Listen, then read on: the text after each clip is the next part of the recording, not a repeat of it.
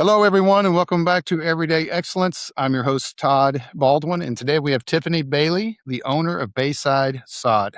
Tiffany, how are you doing this morning? I'm doing great. Thanks for having me. You bet. Thanks for jumping on. I've been looking forward to visiting with you. For our listeners who do not know yet who Bayside Sod is, give us a quick version. Who are you? Where are you located? And what does Bayside Sod do today? Yeah, so Tiffany Bailey, I am the owner and CEO of Bayside Sod. So Bayside Sod was started by my father actually in 1987. So we've been around a long time. My family has deep roots of agriculture in the state of Florida. So I'm a fifth generation to be involved in agriculture in our family. So I grew up with my dad running the business. He had us work in the business as kids. I'm one of five siblings. And I frankly hated the business because it took away from me spending time with my friends and things that I wanted to do. My dad always encouraged me to learn and maybe work in the business one day. I really didn't have much interest. Then I went away to college, couldn't really figure out what I wanted to do. And I did want my dad to be happy and proud. So I thought, let me give this a try. I came back. He really started to teach me the basics. And I learned a lot about how to grow good turf grass. At that time, I really wanted to start growing the business once I had a few years under me. And my dad was getting to that retirement age and wasn't necessarily interested in growing the business. And so he ended up retiring back in 2018. I bought him out, and I've just been trying to grow the business ever since. Where I once had a passion for growing the product, I now have a much bigger passion for business itself. And I love the challenges that come with it. We've grown a lot since that time when I first started, and it's been quite a journey. Yeah, that is that.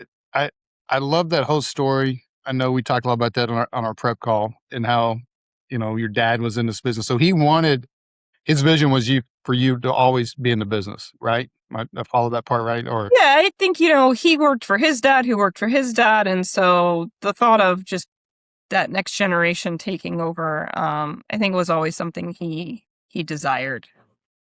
you said that you grew up around the business but didn't exactly love it as a kid, right? And so what were those early memories like?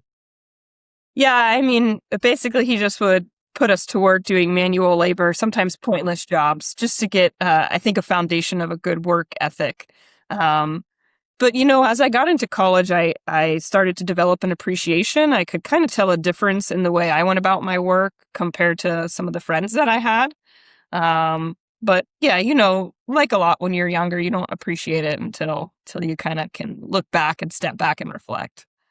We talked about that earlier because I grew up.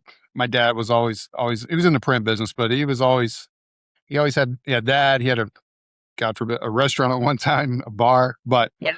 um, yeah, I'm right there with you. I was always doing something, working with my dad, and he would always be like, "I'm like, Dad, what am I going to do?" He said, "There's always something to do. Get in the car. We're That's going to right. work." Yeah. You're never done. Yeah. Yeah. There's always something to do. Yeah, I'll find you something to do. Come on, we're going to go to work. So, when did it start to shift for you that, hey, this is my dad's business to, hey, this could be my future? I would say I knew I was committed just a few years in. I mean, I just started to like it, and I felt like I was gaining progress in the business. I like that my dad could finally step away a little bit, where before, he just had to grind and build the business and always be there, and had a difficult time kind of walking away from it ever. So once I came in and I could take over some of those manager type responsibilities, it was small. The company maybe had 6 or 7 employees. So I was able to come in, take over those responsibilities, and he could kind of start to live life in a little bit different way. And I felt, very, very good about that. So I felt a deep sense of commitment pretty early on. Now we had our challenges, and that sense of commitment did definitely waver from time to time. But deep down, once I got a few years into it, I think I kind of knew that it could be something I could do for a long time. Sure. What parts of the business did you have to learn the hard way? Gosh, I'm still learning the hard way every day. That's a trick question because as entrepreneurs, we never learn, never figure it all out, right? No, no. So just a little bit more about what the business does itself. So back then, we're farmers. We have hundreds of acres of sod, turf grass. So we produce them out on the farms. And back then, we were just B2B. So we would grow the grass. Our customers would come in, big semi trucks. It would leave the farm and we didn't know where it went. And so really it was about growing the product. It was about just producing a quality product. And so I kind of learned a lot about how to do that technical job. And it Sure. was, learning the equipment, learning about the right nutrition and fertilizer and chemicals and what to put on the grass and the irrigation and running pumps and just all of that day to day, really grinding work. And then there was the people side of it. We just had like a harvesting crew and a few people working out in the fields. And so I kind of started to learn that. But the business has grown and diversified quite a bit. And each one of those steps of diversification has just like anytime you're growing a business, growth means change and change means solving problems. And you solve problems and, you need to learn to manage the change that comes with that. And so there's just been these layers to the business that have continually, every single time provided growth, but challenge along with it. So you guys talk a little bit about how you've grown the business as far as from just you'd mentioned basically a sod farm, right? Yeah. And now you guys have added on some services and so forth. So talk a little bit about, I guess, what's the whole full picture now I know you guys still do sod, but what other services have you been able to add to the business? Yeah, the farm is still very central to the company. It's kind of like where we try to be rooted in, and then we've expanded services from there. So it started out by just us buying a delivery truck. I somehow was able to convince my brother-in-law to come work with me, and now he's my partner. And it just started like, hey, we constantly get people to ask us to deliver it. Let's get a truck, And so we got a truck, then a few more trucks. Then we started getting into the installation side of the business to where we started installing. Started just with homeowners. Then we expanded into commercial markets. Then we started growing a little bit to different products to service the golf and athletic field industry. And then most recently, the division that we just added was turf care, where we were having a lot of success installing the yard. We would tell our client, protect your investment. You need to make sure you can hire a company to take care of this for you. We would refer that business out to another company. And because we handled the customer quite well and built a lot of trust, that company was closing the deal all the time. And we just decided that that would be a next, good growth opportunity for us to take that on. I think you mentioned they were closing like 80% of the leads you Yeah, referred. we had two companies that we referred, and I don't know why they told us, but they both told us that they closed 80% of the deal. And all that made me do, I just, just kept seeing Sure. so much opportunity in that. So I want to talk and congrats on expanding because you bought your dad out in 2018. Is that right? That's correct. All right. Yeah. So you're 8 years in on this journey as the owner. So, um, I love that you said, "Hey, we can do. There's more that we can do," and even just as simple. I think sometimes entrepreneurs are afraid to grow or get out of their comfort zone. But you're like, "Let's buy a truck. We can deliver this and another revenue stream, right?" And so, Yeah. hey, why don't we just if we're going to deliver it, why don't we just install it? So I love all that, and it's a way to diversify, right? So you're not just, "Hey, I'm not just a sod farm anymore." But one thing that jumps out to me is you mentioned family because I got started. I'm very fortunate. My dad helped me start my first business. I worked for him for years. Um, he was a partner with me, so I've had family as partners. Yep. You mentioned your brother-in-law is partner now. Do you have any Yes. other siblings that are in the business, or? Yeah. So I'm one of five. I'm the middle, and I do not. We did have. There's been some crazy ups and downs, and the family part has definitely been a part of the journey for sure. But I did have a brother that worked for me, worked with us. He actually bought my dad out at the same time that I did. So my brother and I took over the business as my dad was Okay. retiring.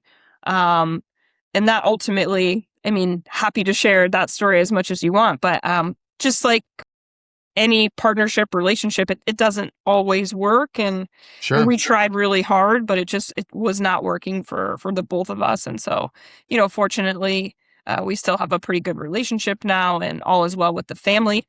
But it just wasn't working. And so I ended up, my brother-in-law had come in a little bit later, and him and I ended up buying my brother out. And my brother does something completely else now.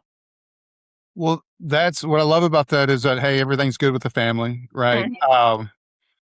Whenever I was in business with my family, because I used to always be amazed how you'd hear about these families and have this like booming, successful, ultra successful business, and they're suing each other, or they hated each other, Mm. and I always be like, how could that be? And then Yeah, once you get into that arena, and you see business is hard enough when you put the dynamic of family in there, it's a whole nother element that you have to deal with, right? And work around. So, totally. um, I love that part. And because I can relate to that because yeah, we had some really challenging moments, in my family too, with my dad and so forth. But to make a long story short, I'm closer with my dad now than I ever have been. So, we were I able to, actually am too. Yeah, yeah, my dad and I had our challenges, but I am closer with my dad now than I ever have been, and I appreciate that. You mentioned the word arena, and I think that that's like a really good word because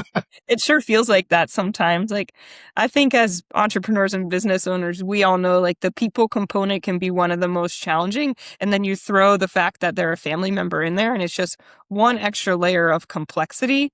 And I come from a close family, and those relationships are strong and like rooted in deep love. But that doesn't mean that, you know, just because they're rooted in love and healthy places, that there can't be challenges. And yeah, that's just been one of my biggest challenges and areas I've been able to grow the most, was because just working through the relationships and making sure that they were a priority and keeping them healthy, but at the same time honoring what I know I want to do and accomplish in the business.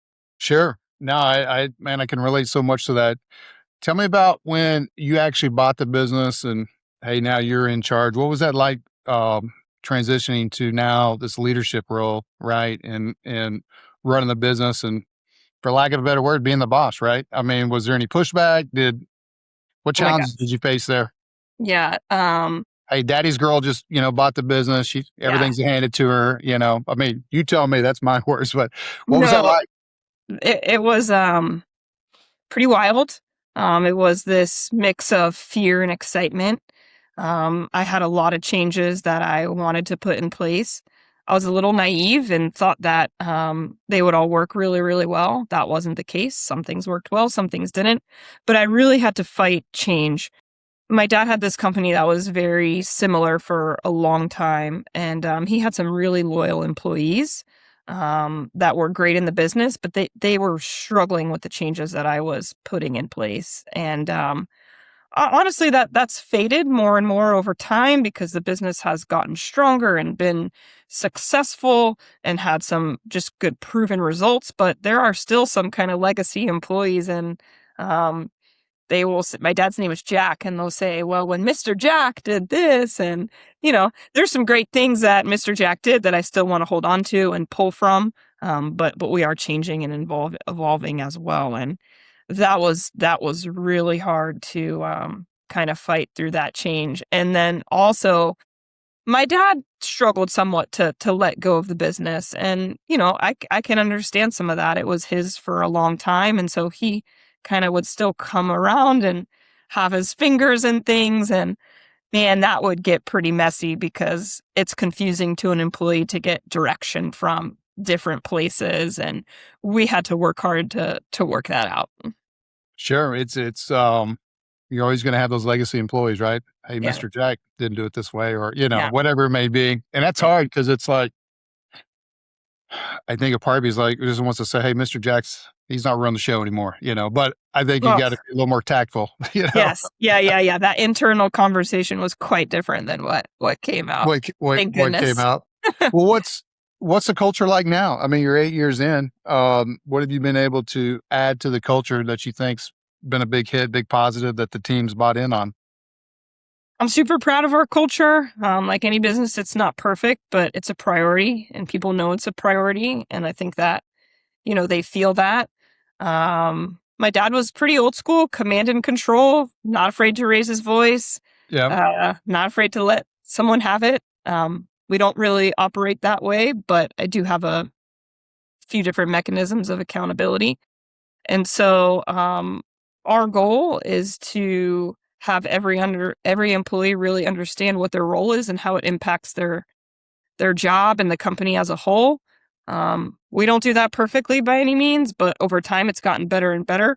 We use scorecards. I run the company on EOS, and so the theory behind that is that everyone's given at least one number that they can have a direct influence on, and so they can really be clear on if they're doing a good job or not, and understand how their number impacts the company as a whole, and it rolls up to the company's bigger goals. So that's something that's totally different. Making sure the employees know that they matter and why it matters and how their day-to-day work affects our bigger goals. Another thing back then is we didn't really have goals. Again, super common in a smaller company, but there wasn't really a vision or a North Star, or something that we were working together to achieve, a goal, a finish line, which of course, always moves, but that wasn't in place. Something on culture that I've implemented a few years ago that I think has been pretty helpful. Again, not executed perfectly, but pretty dang helpful, is we have a new gossip policy. It's something I think I learned from Dave Ramsey years ago. Sure. And it's just about, we say it every quarter. We have an all hands company meeting where we bring everyone in, share our goals, share a meal. And part of that meeting is where we talk about this no gossip policy. And it's just that if you have a problem, which is inevitable in a company, you need to make sure that you're bringing that problem to someone who can fix it for you, which is your direct supervisor. And if that's not getting what you need, you can come to somebody on leadership. And so what that means is when you have a problem, you do not take it to a coworker, because that coworker cannot solve that problem. And you're often giving them a very one-sided version of your problem. And all that does is spread negativity and gossip. So we've implemented that. We try to hold people to it. People need reminders. But I do think that that's helped the culture a lot. And, we have a team of about, I think we're 40, getting close to 45 team members. Yeah. And something that I'm proud of is, and over the past probably year and a half, I can think of one person that's left the business. We've certainly had to let people go, but there's only been one person I can think of that is saying, hey, this job isn't working for me anymore. And I think our culture definitely has to be a part of that. No, I would agree 100%. And that's awesome because my least favorite thing to do is interview people.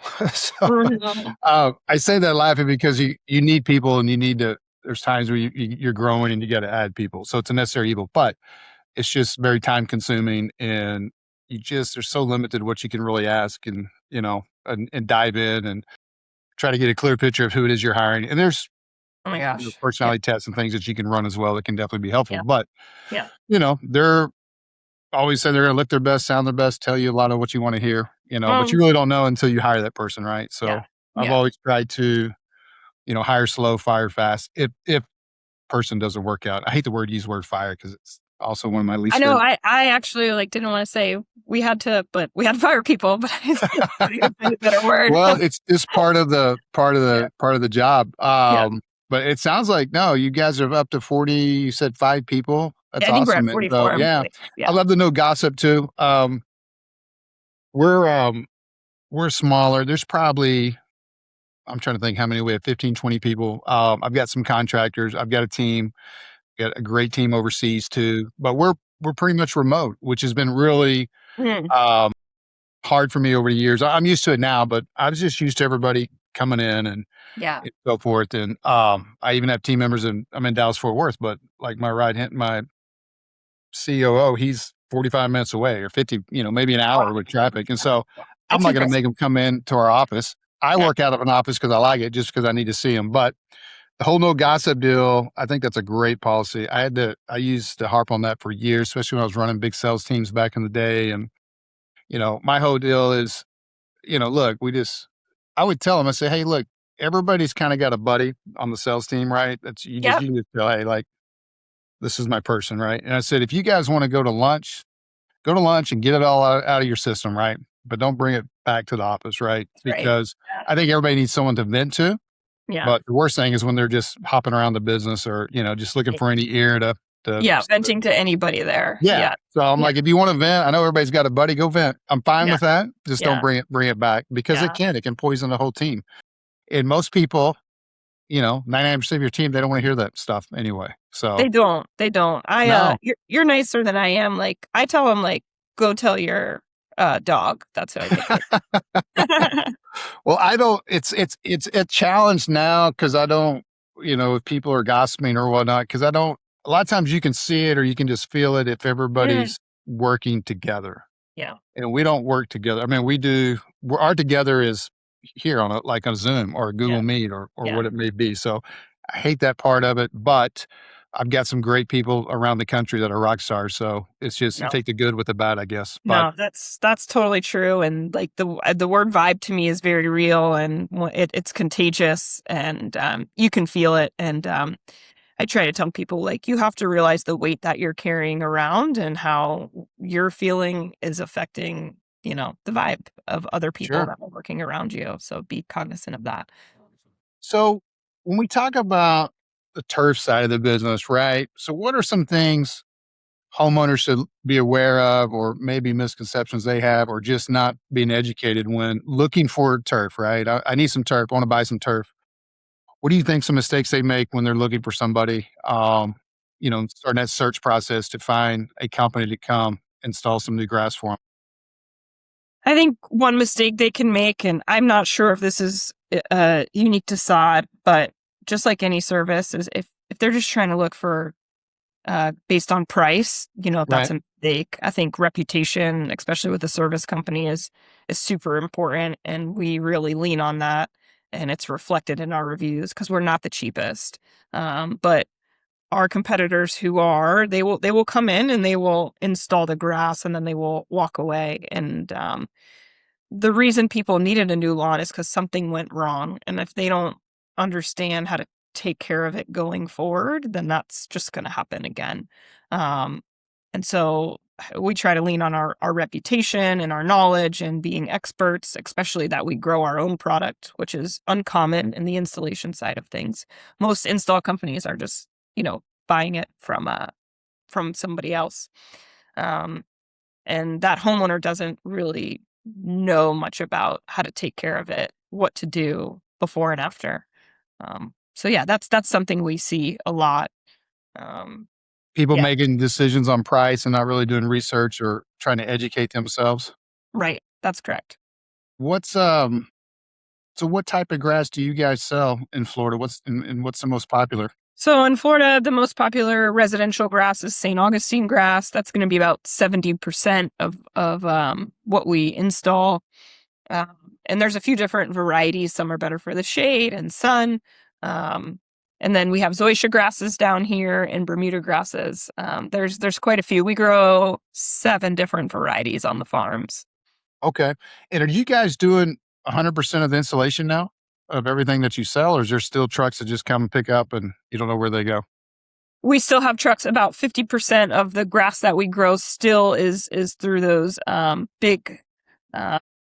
We call it our field channel, but basically where those contractors come in, and almost all of that's going to the new construction market, new construction home builds.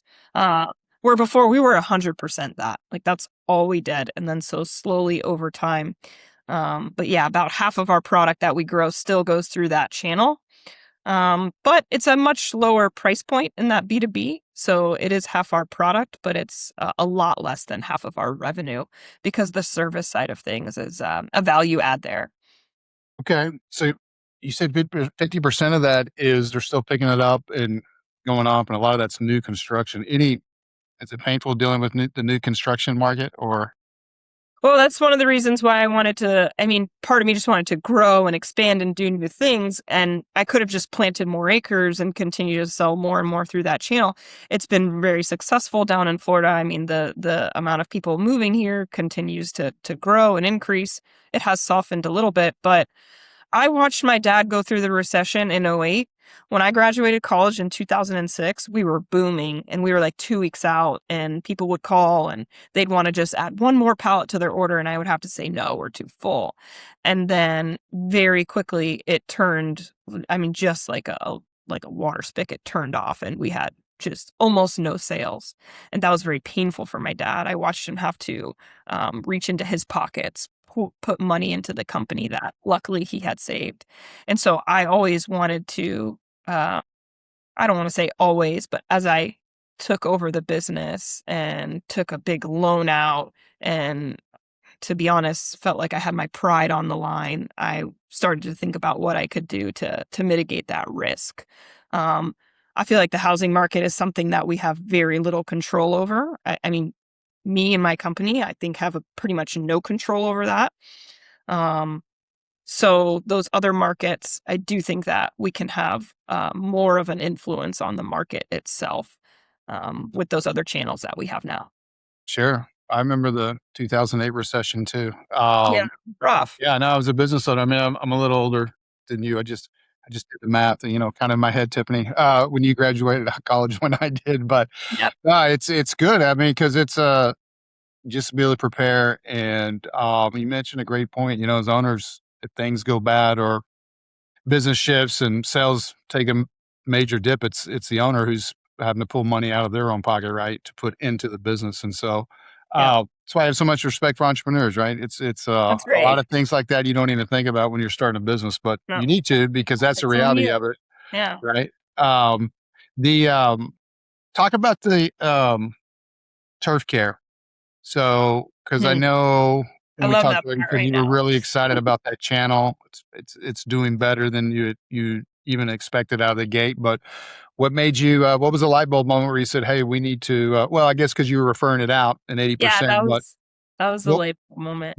what was the challenges of getting that set up, and was it harder than you thought, or walk through? Absolutely. Yeah, well, I will Everything's say harder than you think, right? everything's harder. I have it here. It's a blessing and a curse, but I always think things are going to take so much less time than they actually take. So I can really see the possibility, but when it comes down to it, things just take longer. I thought we would, when I said, let's do it, I thought we would be up and running pretty quickly. It took 2 years. I tried to acquire a couple small companies because my patience is pretty low and I didn't want to start from zero. But that was really, really hard, and we never were able to be successful in that. What I learned through that process is a lot of really small companies that business owner is the business. And they might be making money, but as soon as you pull them out of it and you need to pay somebody to run that, there's not much profit left. And so the valuations that they were wanting and we were willing to give were so far apart. So we couldn't make that work. Luckily, the degree I have allowed me to get the license that the state requires. And so I ended up having to start studying again for the first time in 20 years and pass a test. And Wow. Yeah. luckily, I nailed it. But I was pretty worried because now the whole company knew that we were going to be starting this. And man, if Tiffany didn't pass that test to get that certification, that would have been embarrassing. So we started from zero. Um, I was trying to look for a unicorn. This is interesting. I needed somebody to really just grab this thing and take it and make it what we knew it could be. I hired a guy. We use Culture Index, personality profiles. I hired a guy who had my exact profile, and I thought, well, I'm awesome, so this guy will be awesome. But just it's a entrepreneurial profile and way too. He did not understand that he had to get down and do the work itself, also while also kind of managing the division. So that was a disaster. It was a disaster. It took even more time to get that right. And then finally found the right guy, and he's amazing. He's leading the division really well, and he's willing to get his hands dirty, but then also come in and write an SOP and build the software that's required for it to run smoothly. And it's super exciting. I get an email every time we win a contract, and we're just winning so much more than we thought, and that's just fun. And it's kind of like putting this fuel into the company that everyone's excited about. So we're loving that. Of course, it's not challenge free. We've hired our first tech and need another one, but you really realize, like, man, when things are small, it's pretty vulnerable. Like, if we were to lose one tech, it'd be a nightmare. So just trying to keep the team happy. And yeah, it's going really good. It excites me. It's the first type of recurring income that we have, recurring revenue in the company. So I'm really excited about that. And I think it makes sense. It Thank you. matches the other services that we do. Just visiting with you and getting to know you a short amount of time. I think it'll be a home run. I think it'll be just Thanks. continue to grow and be a Yeah. great recurring revenue. We're Which is a proud. beautiful, beautiful thing, right? That's what our business is all based off of in the marketing world, right? Digital agency world is recurring revenue. And then we have obviously what we call one-time fees too, if we're building websites or if we have a set up fee for a service or so forth. But yeah, who doesn't like recurring revenue, right? I know. Our So, other stuff is our installs are all project based, and so you have to win one and win another and win another. But that's yeah, yeah. No, it sounds like I also thought it was interesting. You mentioned Culture Index. I'm very familiar with that as well. We use that. I've used similar products that are cheaper. I think Culture Index, my deal was like they were very expensive, but it is amazing how you can answer some questions and just with some little graphs and things, you yes, can really nail a person's I guess personality and just their makeup and so forth. And yeah, they're I was blown wiring. away when we were I was in a group called EO, or Entrepreneurial Organization, for years, and I the am four. also a DO. Are you an EO? Okay, I knew I Yeah, liked you. So yeah, that's probably where you heard about Culture Index. If I had to guess, maybe not. that is where I learned about culture Yeah. index. So Yeah, my forum, and I was in for like 6 years. I had a great experience. But yeah, they're like, hey, so we did the test, and then we showed up at our forum, and they came by, and they're like, do you guys want us to do like the nice version or just real direct? And we're yeah, like, give it real to us. direct, you know. Yeah. They're like, they'd hold the paper like, who's this guy? Uh-huh. Like, It's interesting. My farm yeah, did that too, and it's insightful. yeah, I use it in my company. I tell everyone, hey, it's a tool. It's not an end all be yeah. all, but it's been super helpful. I mean, I will communicate with somebody a little bit differently based on their profile, and I think that it's been helpful. Yeah, because they just from this little one sheet report, and to me, I remember it had lots of like just kind of a graph, but they're like, oh yeah, you're this and you're that, and this person's this, and they'd be like, I'm Mhm. like, how do they know that from that Yes, test? So, it's but hey, you incredibly hired accurate. somebody and you realize it wasn't a fit, and you made a change, and now you got the right person in that Yeah, seat, right? yeah, An yeah. EOS term there, right? In that seat, entrepreneurial operating system for those that don't know EOS. But yeah, okay. Are you still in EO? I'm still an EO. I actually, our chapter's in Tampa Bay, and I just finished. I was the president of the chapter the past year, so I just finished my term as a chapter president. Look at you. Okay. No, that's awesome. Yeah, that's we could talk about EO. We could have lots of conversations on Yeah, EO. yeah, no, it's Um, been great. It's helped me in my journey a lot, yeah, yeah. In the I always tell people in EO, it's all about the forum, right? I mean, the chapter is great. for The sure. events are typically great. I was in the Fort Worth chapter, really strong chapter, Really strong and chapter. Yeah, the lots of good stuff. But we're to me anyway, the growth and the real value was that forum experience, and those become your people, right? So yeah, I would agree. I've gotten value from the chapter itself, but I would say the most impact has come from my farm experience. I'm still great friends with a lot of my all of my foreign people, and That's awesome. do I talk to them all the time? No, but when we do connect, it's like your best friend. It's like you just pick up where you were, and you just it's hard to explain how you can develop um, just incredible relationships with somebody that in normal life, if you met them, you probably would never get to where you are. You wouldn't No, have that relationship. It's just kind of this, you wouldn't. the magic's in the forum, right? And Yeah, the so, level of the conversations is yeah, is is really cool, and I think, as business owners, it's important to have that kind of support and community because otherwise I kind of feel like I'm a crazy person sometimes, and yeah, that's what I tell people. It gives you somewhere to go, and your forum is it's kind of like your lifeline, but it's just that people, they get you, right? Because they're an entrepreneur too. And I don't care what business we also have the same problems as business owners, that's or a right.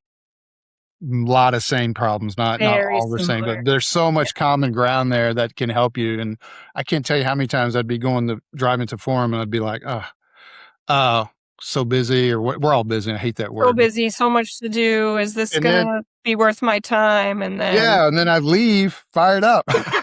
fired up. I But- had the same experience many, and many times. I think I got lucky too, because I've always heard about, hear some real bad experiences in forum, or not to where anybody's divulging, the confidentiality. But I had a great, I mean, I don't know, maybe I was just got lucky, but I got put in a great forum, and we went on great retreats, and I really Yeah. liked our structure, and it was a great experience.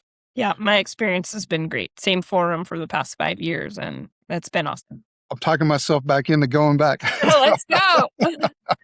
All right. I want to ask you a couple questions about marketing in your Sure. lead generation and what all you guys are doing. Because I'm a Yeah. marketer, so I always like to ask, let's talk a little bit about digital marketing. What So currently, when you look at marketing, I know that's broad. There's digital, but there's also old school. I mean, whether it could be direct mail, it could be billboards, it could be radio, it could be TV. Yeah, we've What tried a lot. marketing channels are you guys currently doing, and where do most of your leads come from? Yeah, just, I would say marketing is somewhat new to our company because back in that B2B world and that time, Yeah, like, it was just handshakes and relationships. We didn't need it at all. But as we started to get into the residential and a little bit the commercial side, like, we've had to learn a lot about marketing and kinda catch up. So as far as, what we do, I mean, all the basics where, of course, we're on LinkedIn and Facebook and Instagram and all that digital stuff. We've had mixed experiences with these direct lead programs, like Angie's List is one of the biggest ones, or Thumbtack. Um, and we've learned that we really have to watch that and make sure that we're measuring and really understanding what that customer acquisition cost is. And we've had times where we turn those on and off. We monitor that based on geography. Sometimes they're really successful in one geography, but not in another. Um, so we've been working through that. We have an outsourced marketing partner now, and so I'm not in the nitty-gritty of marketing, but from what I understand, they've been doing a lot of where they're sort of training AI, because people are using that Google search still quite a bit, but less and less. But just making sure that we're showing up in AI, and then of course we do Google ad spends and try to watch that as well, and track how people are clicking from there to our website to calling. And yeah, before even 3 or 4 years ago, I couldn't, we were spending a lot, but not able to measure. And as the company's grown, we've been able to have a little bit more mature methods and more of a marketing plan versus just kind of throw some money at stuff. sure. Are you the one that handles the marketing side, or I am not. My integrator is also our head of sales and marketing, and so he okay, manages the outsourced partner. okay? But is So pretty involved. when you say outsource, that so you have an agency, I guess Hmm. similar to us, that handles Right. does and you're talking about, when you mentioned AI, like the organic side, right? Showing up on Google, showing up in AI, and Yeah, then you've got paid, right? Paid is you're actually paying Google that's to right. be um, Google ads, and then you also have local service ads. And my guess is you're probably doing a mix of A both. mix of all of that. Yeah. Yeah. So are they your current agency? Are they able to give good lead tracking as far as, hey, here's like for Google ads, right? Here's how many leads came directly from Google ads.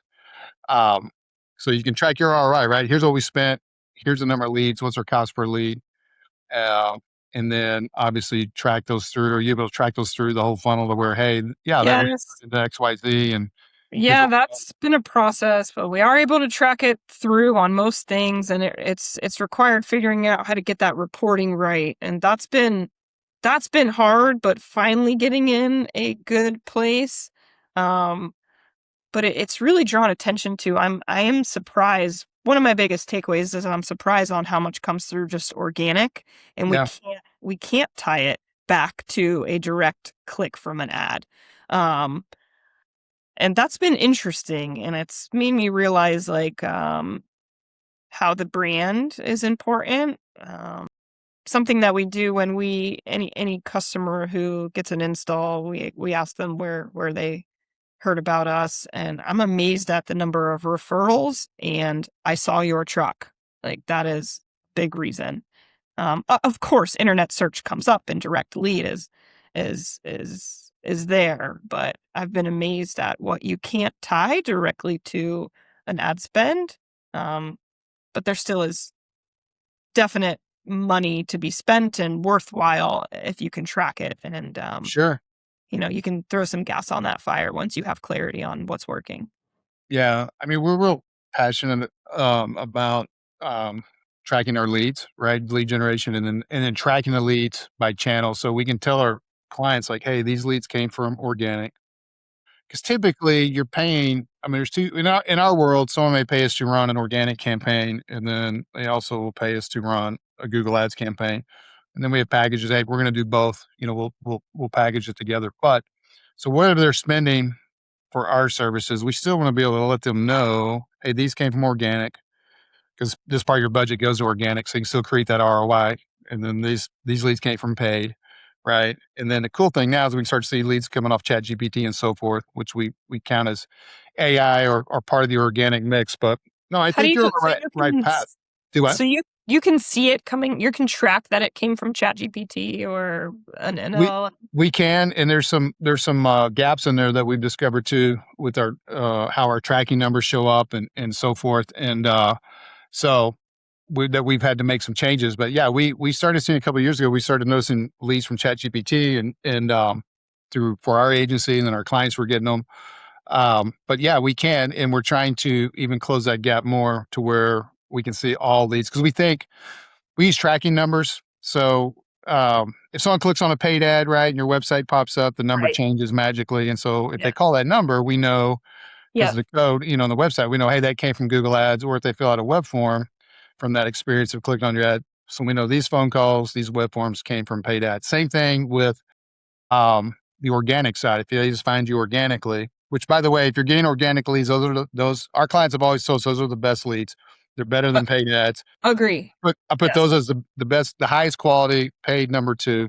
But Agree. we can see phone calls and web forms from organic, and now we can start to see if they're on ChatGPT. What we started noticing though is that yes, they'll list Bayside Sod, right?